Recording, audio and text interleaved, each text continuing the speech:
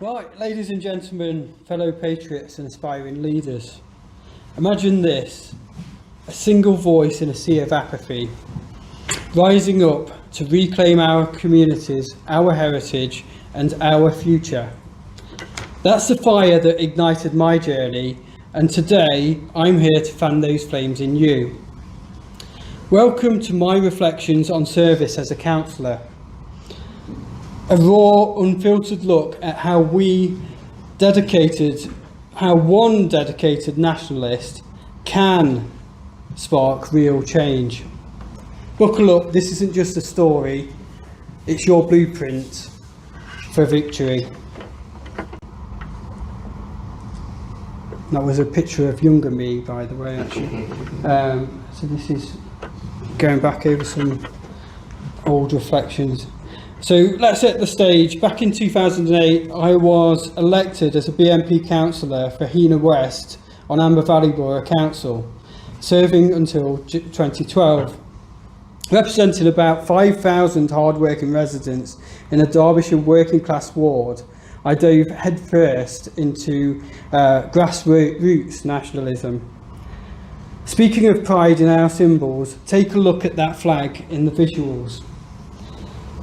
I personally donated a vibrant flag to the town hall, hoping they'd replace the old threadbare one that was flying there. It was a simple act to inspire them to hoist it high and proud, reminding everyone of our shared heritage. This isn't about grand speeches from ivory towers. It's about amplifying patriotic voices, forging unbreakable bonds and proving that new movements like the National Rebirth Party can thrive without media handouts or fat wallets. We succeed by lighting many bushfires, small targeted acts of activism that spread like wildfire, and trust me, they do.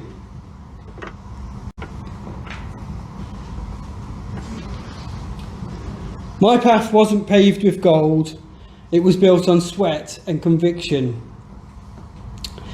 It all began in the mid-2000s after the 7/7 bombings shook our nation to its core. I jumped into BNP campaigns. We exposed MP scandals on our blog, we pounded pavements in leafleting drives in areas like Jacksdale. We'd cover entire neighbourhoods in one evening, pushing messages like British jobs for British workers, with contact forms to reel in new supporters. Petitions like Bring Our Boys Home. These weren't just chores, they were battles won on the front lines. Highlighting local gripes and parking fines to bureaucratic nonsense.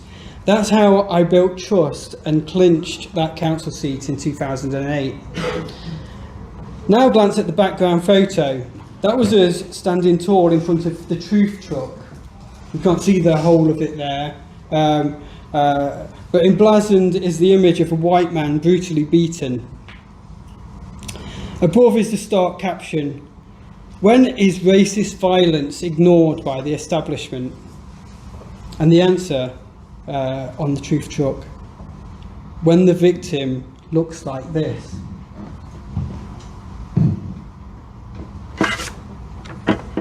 That was a rally in Stoke-on-Trent demanding justice for Keith Brown, who was murdered by his Pakistani neighbour.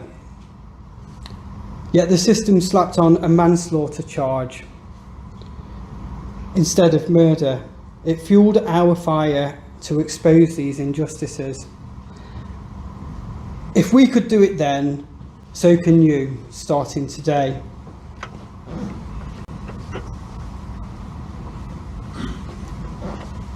Local initiatives and improvements. Now let's talk results. Tangible wins that transform lives. Heanor Memorial Park, now a regenerated place with upgraded play areas, turning forgotten grounds into vibrant hubs for families and gatherings. I championed the Shop Local scheme and student artwork, filling vacant shops to breathe life back into our town centre. We even helped find sponsors for blooming traffic islands, sponsored by local businesses, boosting pride in our streets. And on the big issues, I thought green belt encroachment, pushing for affordable housing on brownfield sites instead, sustainable growth that puts our people first. Check out the photos.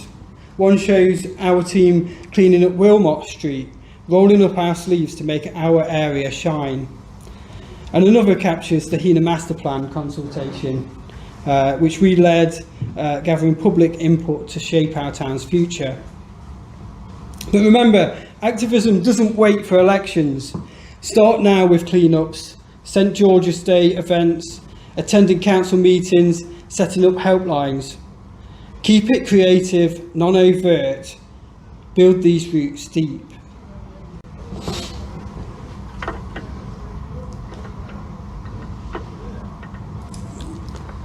Of course, victory demands sacrifice. As a councillor, I clocked 25 to 35 hours a week, balancing it with a full-time job through sheer grit and organisation. Council meetings and prep ate up 8 to 12 hours dissecting reports, agendas and policies.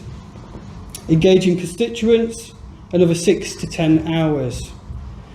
On emails, calls, surgeries, monthly paper stalls, the Walkabout Wednesdays initiative, patrolling streets.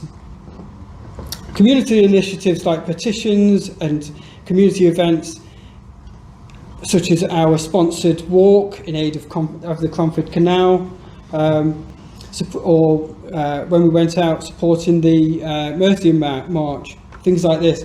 Add another 5 to 10 hours, plus 4 to 6 hours on research, diving into things like EU policies or immigration concerns, coordinating with the party and firing back at media smears. It's demanding, yes, but the rewards, priceless. Flexibility and resilience are your allies here.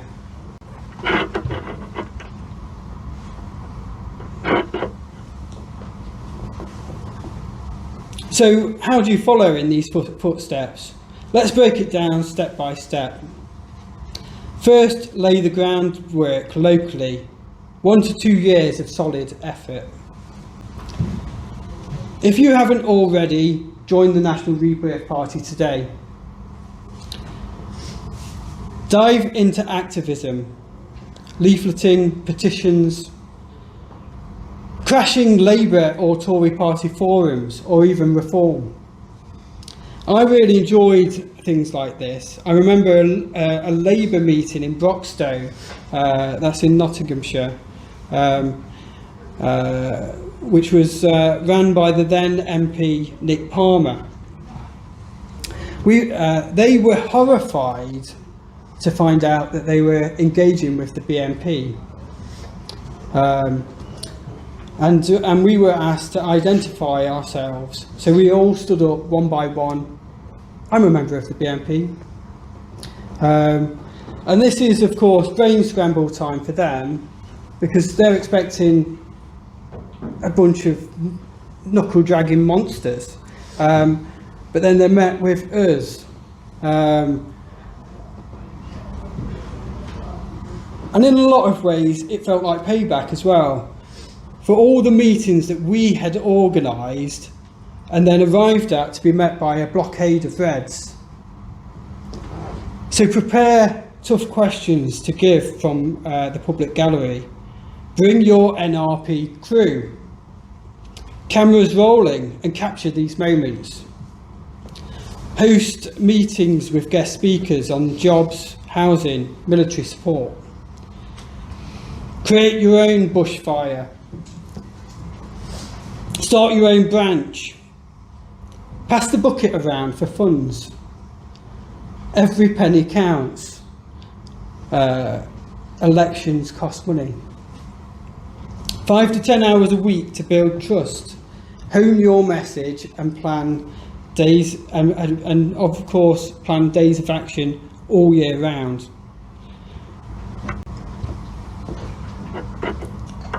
Step 2, launch your campaign. Engage on relatable issues like jobs and housing to build trust. Target receptive wards with authenticity. Get those 10 signatories for election.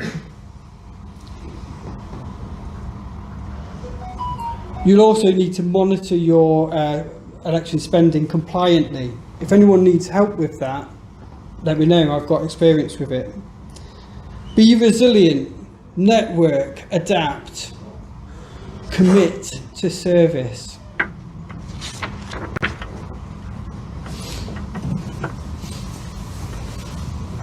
Step 3, excel in representation. Once elected, excel in representation.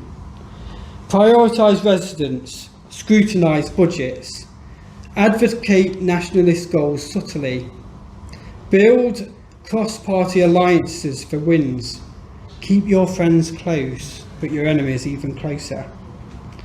Track your impact, 20 to 30 hours a week, yielding better parks, safer streets, prouder communities.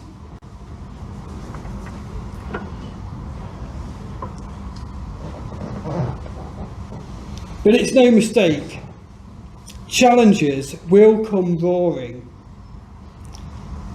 Rival parties, media hounds, public protests, they're inevitable.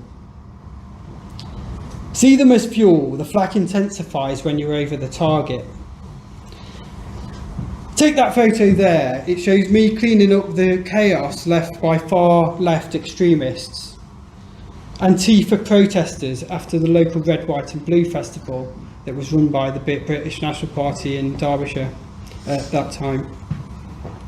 I'm holding a bin bag filled full of their discarded banners that have the message that they would have been screaming, "Stop the fascist BNP," crazed as they are. We turned that mess into momentum, producing a quick local leaflet to share the real story and rally support. Build unbreakable bonds in activist networks. Lean on like-minded souls for solidarity.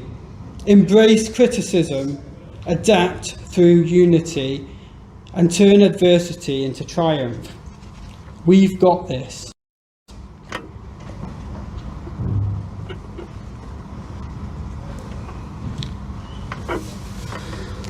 Looking ahead, we must adapt to political winds while guarding our core principles: patriotism, cultural heritage, community strength. Prioritise service over ego. That's how we sustain momentum. Nationalism may be fractured at the moment, but we're the real threat to the Lib Lab Con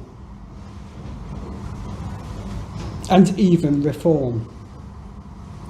Hold their feet to the fire. Seize their seats when they falter. Step out from behind screens. Stand bold in truth. Don't let fake patriotism fill the void. Be ready to lead. Fellow warriors, the key takeaways are clear. Grassroots engagement fosters pride and delivers on shoestring budgets. Strategic campaigning and resilience crush all obstacles. I'm living proof. Nationalists can win elections, transform lives, inspire communities, and shift narratives. We united, uplifted, and achieved the impossible. And look at those pictures. That's my old red Citroen C2. It's new there in the picture then. Kitted out with loudspeakers on the roof and Vote BNP magnets on the side. A cheap, effective way to zip around the constituency on polling day. blasting messages to galvanise your supporters. Then there's the poster, which actually you can't really see, but it's there on the Derbyshire Please Drive Safely sign. It reads on there, "People like you voting BNP." This is true. This was true. Our people were everyday folks, just like us. Throughout this presentation, you've seen pictures of ordinary, hard-working people, families, neighbours, patriots. We were never fascists, Nazis, or driven by hate. But expect to get that label and don't be afraid of it. We were driven by love for our country and communities. Now hear this. Britain cries out for dedicated voices like yours. Seize this path if it calls. Join the fight, light your own bushfires, and rise together in a new era. Onwards and upwards, patriots. Charge forward, unbreakable, unstoppable. Thank you.